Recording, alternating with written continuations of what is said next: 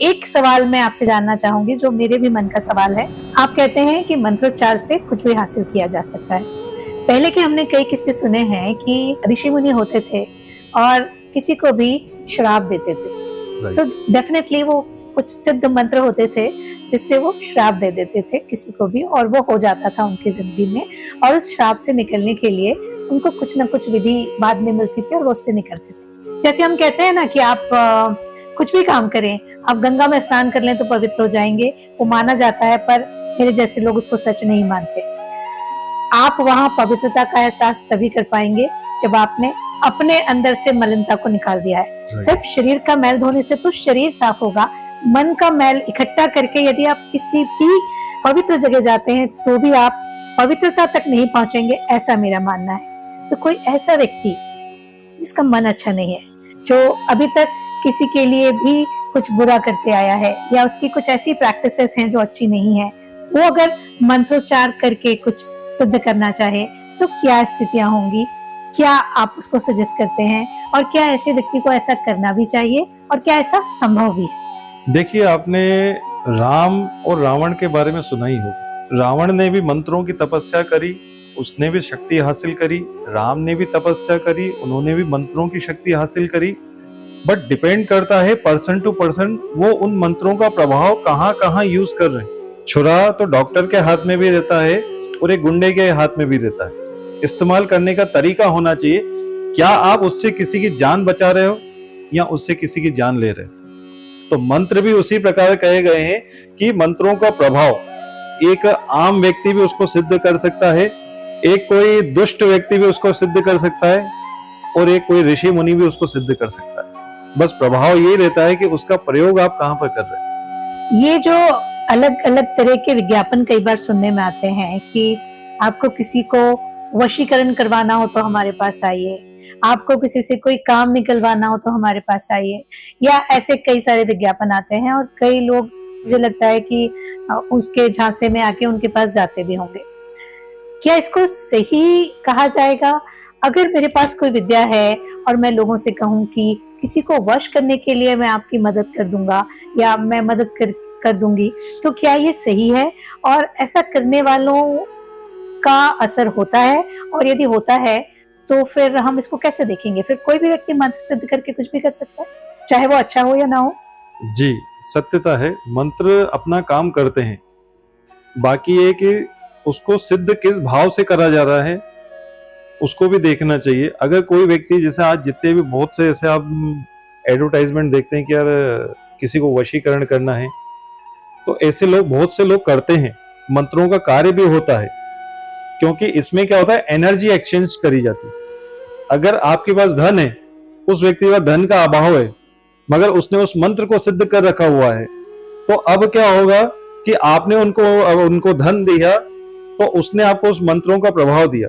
ठीक है, आज क्या होता है कि जब हम लोग बैंक में जाते हैं, रोज एक एक रुपया अगर करके जमा करेंगे तो हमारा बैंक बैलेंस बढ़ता है। ठीक उसी प्रकार से जो व्यक्ति डेली मंत्र चैंट करता है, तो उसी प्रकार से वो चैंट किए हुए मंत्र कहीं ना कहीं इकट्ठा होते हैं और वो उसका इस्तेमाल कर सकता है जब चाहे। हाँ, अब क्या होता है, जब हम किसी महात्मा के पास जाते हैं तो महात्मा जी से हम लोग आशीर्वाद लेते हैं, महात्मा जी मेरे यहाँ पे बच्चे नहीं है, आप आशीर्वाद करिए बालक हो जाए। तो महात्मा जी एक फल लेते हैं, उस मंत्र को पढ़ करके दे देते हैं, उस कन्या के यहाँ बालक जन्म भी ले लेता है।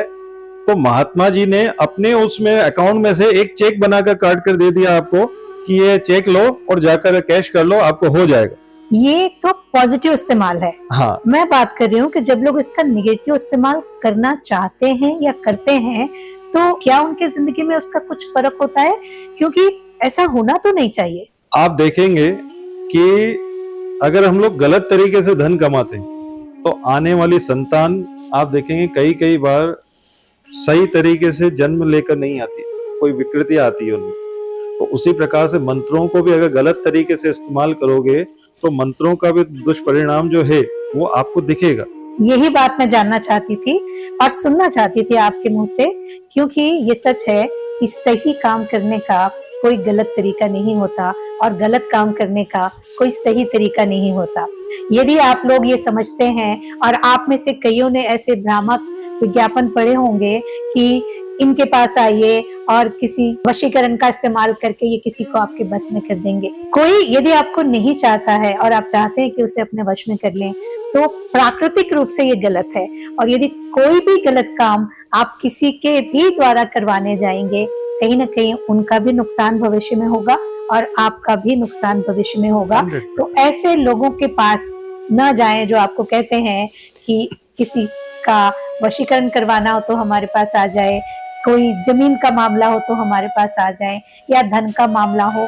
हाँ, यदि कोई सही मामला है, आपकी जमीन आपकी है और कोई उस पर कब्जा करने का कोशिश कर रहा है, तो आप सब तरीके से उससे पार पाना चाहेंगे, वो सच है। लेकिन यदि आपके मन में कहीं खोट है, तो आप मंत्र शक्ति के इस्तेमाल से या किसी के मंत्रों के बैंक बैलेंस का इस्तेमाल करके उससे अपना गलत कोई साधन करना चाहते हैं, तो उसका फर्क उसको भी पड़ेगा और आपको भी पड़ेगा। क्या मैं सही कह रही हूँ? सत्यता है। देखिए, सबसे बड़े कहा गया है कि भगवान कृष्ण प्रेम स्वरूप है। प्रेम से पूरी दुनिया को वशीभूत किया जा सकता है। अगर आपने भगवान कृष्ण को साध लिया तो वैसे ही दुनिया आपके वशीभूत हो जाएगी, क्योंकि भगवान कृष्ण ने कभी भी युद्ध को अग्र नहीं रखा है, कभी भी युद्ध के ऊपर उन्होंने महत्व नहीं दिया था। हमेशा वो युद्ध को टालने की बात करते थे कि युद्ध जितना हो सके टले, मगर युद्ध होना है सो होना है। तो भगवान कृष्ण ने प्रेम से जितनी जंग जीती है उतना युद्ध करके नहीं जीती। तो प्रेम से बड़ा कोई मंत्र नहीं है, प्रेम से बड़ी कोई वशीभूत करने की चीज नहीं है। अगर आपके अंदर प्रेम के भाव है तो आप इस पूरी दुनिया आपके साथ है। तो जब आप किसी और के पास जाते हैं ना वशीकरण करवाने के लिए, तो आप इस बात का ध्यान रखिएगा जो आज हमारे बीच हमारे अतिथि कपिल महाराज ने कही है कि यदि आप प्रेम को अंगीकार कर लेते हैं और आत्मा में आपके प्रेम है, तो पूरी दुनिया आपकी है। किसी एक को किसी के वश में करने के लिए या किसी एक को आपके वश में करने के लिए आपको किसी के पास जाने की जरूरत नहीं है। कहने का मतलब सिर्फ इतना है कि कोई भी सही चीज है उसके पीछे आप भागेंगे, आप इतने सच्चे होते जाएंगे कि फिर आपको किसी गलत चीज की मदद लेने की जरूरत नहीं पड़ेगी। सत्य।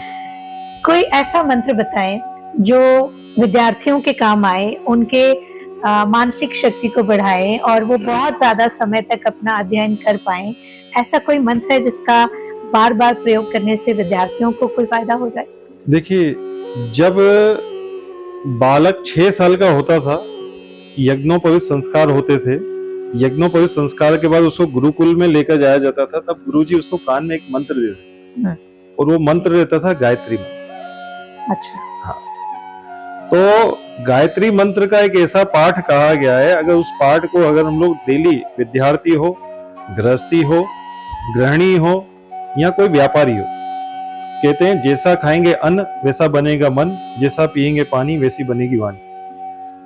तो गायत्री मंत्र का पाठ करने से आपके वहां पर जो अन्न आता है तो वो भी पवित्र हो जाता है। गायत्री मंत्र का पाठ करने से आपके दुकान पे जो जिस भाव से, अगर कोई ग्राहक आपके पास आया है बड़े क्रोध भाव से आपको पैसे देकर जा रहा है, तो वही भाव आप अपने घर पे लेकर आ रहे हैं, तो उस मंत्र के प्रभाव से वो भाव उसके वहीं पे शून्य हो जाते हैं। तो उसका जो प्रभाव रहता है वो निष्प्रभाव हो जाता है। तो उससे बड़ा कोई मंत्र नहीं कहा गया। वैसे जिसको जिस कार्य के लिए सिद्ध करना हो, वैसे बहुत सारे मंत्र कहे गए। कोई बीमार हो, महामृत्युंजय मंत्र, कोई बंधी में बंधन बंध गया हो तो हनुमान जी के मंत्र आप पाठ कर सकते हैं। किसी को शत्रु परेशान कर रहे हैं तो महाकाली के या शनिदेव के मंत्रों का पाठ कर सकते हैं। तो ऐसे नवग्रहों के मंत्र कहे गए हैं, सूर्य के मंत्र, चंद्रमा के मंत्र, मंगल के मंत्र। तो जिसको जिस कार्य के लिए सिद्ध करना हो तो बहुत सारे मंत्रों का प्रभाव कहा गया है।